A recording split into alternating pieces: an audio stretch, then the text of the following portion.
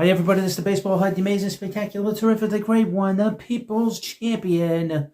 Your host, welcome back to the Baseball Hut 3. And hopefully you like this video and hit that subscribe button. So we're going to talk about, in this video, the Washington Post and the sports department has been completely cut, gone forevermore. Now, covering sports is different because guys like your host get to talk about it, which is different because I'm not in the mainstream at all. Pretty much a one-man band here. And I look at it from the perspective that fans are getting sports, entertainment, sports, news, do videos and do audio. They don't really read the papers anymore, to be honest with you. And if they do, they don't want to go through a paywall. They don't want to go through that, I mean, I'd like to read the New York Post and give you articles from the New York Post, but it's all behind a paywall now. They're so precious that and they're struggling so poorly. The New York Post is an example that they need to write everything and put it behind a wall that you got to subscribe to. I'm not doing that. And I'm like a lot of fans don't want to do that. They'd rather watch something, watch a video. They look at it as like an article. That's how I look at it too myself. Although I don't watch any videos. But the meltdown from the media, from the sports media, and from Washington, D.C., is very interesting. Let me give you sort of an example of the history of the Washington Post.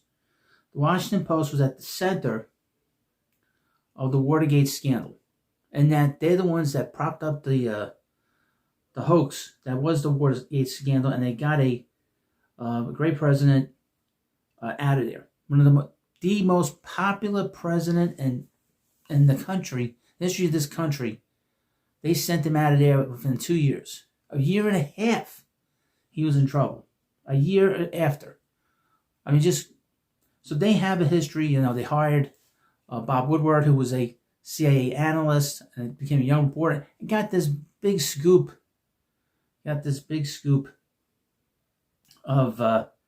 these guys going in. The same guys that were, that broke into the Watergate Hotel. Also, the same guys that were hanging around Dealey Plaza during the JFK assassination. But we won't get into those things. But they have a history of lying and for many, many years. At least 60, 70 years, if not longer than that. Around 150 years. But the sports media have meltdowns. And Michael Wilbon of ESPN had a meltdown. It's from Barra Media. Michael Wilbon labels the Washington Post sports department close as a death of something, if not someone. This is the death of something, if not someone. And those of us who participated actively, proudly, arrogantly will never get over it. Well, too bad. It was a horrible newspaper, and it had, hopefully it completely goes out of business, to be honest with you. Michael Wilbon has spent decades analyzing the emotional stakes of sports on television. This week, however, the longtime ESPN commentator found himself on the other side of the conversation, speaking candidly about personal loss. I feel bad for people that lost their jobs, but beyond that, the Washington Post announced closing its storied sports section.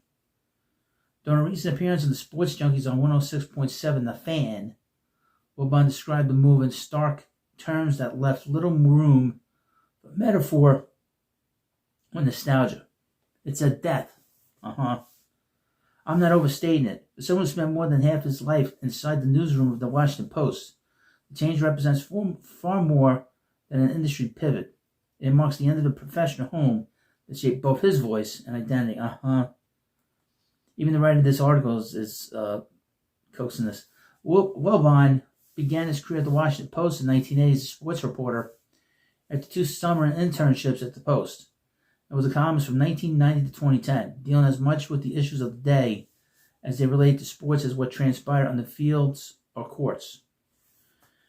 During his years at the Post, Wilbon edited 2 books with Basketball Hall of Famer Charles Barkley, both of which made the New York Times bestseller list. Over many years, the paper's sports section developed a national reputation for ambition, confidence, and sharp competition. The country's most prominent newsrooms. That internal culture, Wilbon explained, was central to how reporters view their work every day. I would mention, they're lying dirtbags.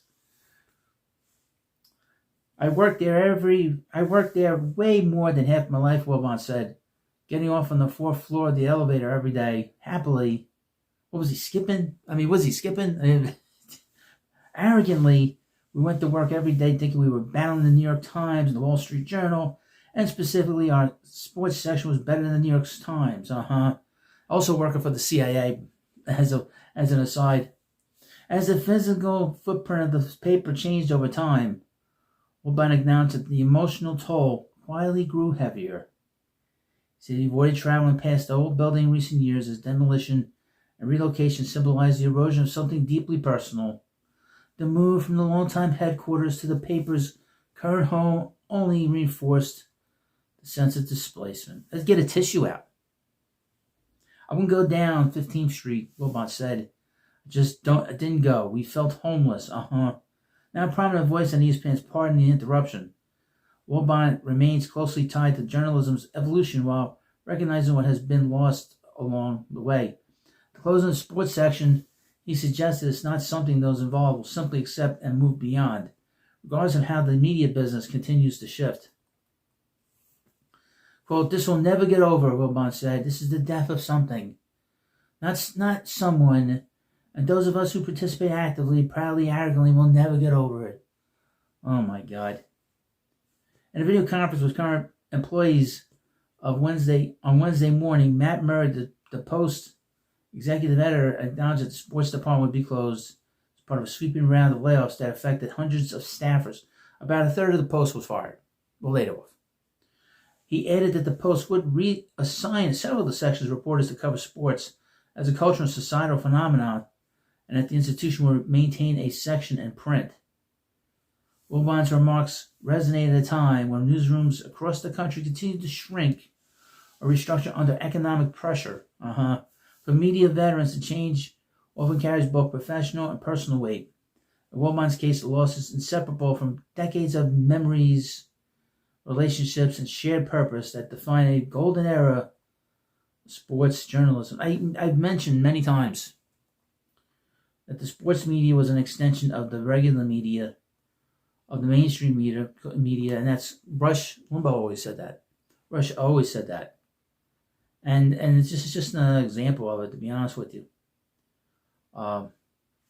Here's some really nasty comments on X, but I would mention, like I said, all the newspapers in this country are collapsing because of all the lies they've told, not just about Trump, but so many other things that they lied about for the last 100 years. People are onto their game. They understand what's going on. That's why so many of these different newsrooms are collapsing, especially on the cable networks and on the network, and just regular networks. All that stuff is collapsing. People don't believe them anymore, and it's these big corporations that are keeping them afloat. I'll read you a couple of comments from X, from different people. Here's from Senator Bernie Sanders, this reprobate. If Jeff Bezos could afford to spend $75 million on the Melania movie and $500 million for a yacht to sail off to his $55 million wedding to give his wife a $5 million ring, please don't tell me he needed to fire 1/3 of the Washington Post staff. Hey, Dummkopf.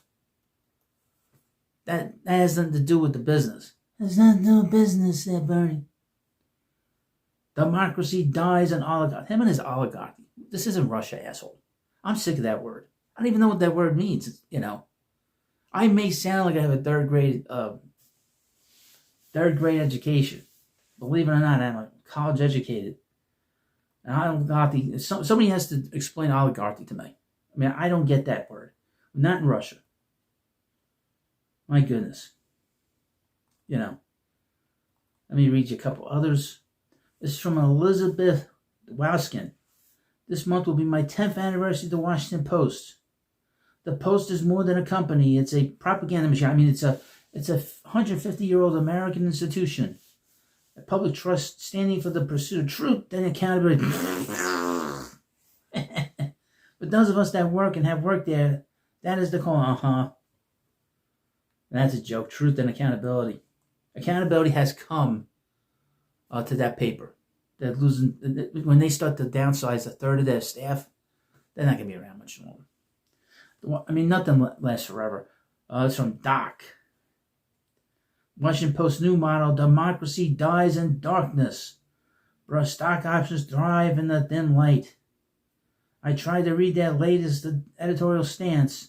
It was so spineless it felt like staring at a blank sheet of paper. It cost $500. The only paper you can't use to. Let me see. A couple more. That's from Lizzie Johnson. I was just laid up at the Washington Post in the middle of a war zone. I have no words. I'm dead. Well, get the hell out of there, lady. Get the hell out of there. I mean, really. What the hell are you hanging around with a bunch of warmongers? But anyway, that's what it comes down to. I mean, these newspapers, have gone out of their way to lie to the American people for many years. Nixon is an older. There are other like stories. I guess there are those boys that were down in Washington and they were being screamed at and smiling at those Native Americans, and then they were being said that the word was they were heckling the Native Americans and calling them all kinds of names, and that didn't happen. That was all a lie. And look what happened. They Washington Post had to pay this young man that was wearing a MAGA hat millions of dollars because they tried to ruin his life. So this nonsense, feeling sorry for some of these people. I don't. If you lie, I don't feel sorry for you. It's as simple as that. And I don't think anybody else does. And that's why a lot of these podcasts, and I would mention, which is concerning for me, is the competition on the sports podcasters has exploded this year. Because so many of these people are losing their jobs, they're going to be coming on into this space. And your host is one of the OG guys when it comes to doing baseball and the New York Mets. So it's a concerning thing, but everything evolves, and eventually I'll move on to someplace else, and then they'll follow us around. But thank you for watching this video. And of course, please subscribe to the Baseball Head 3, and I'll see you later.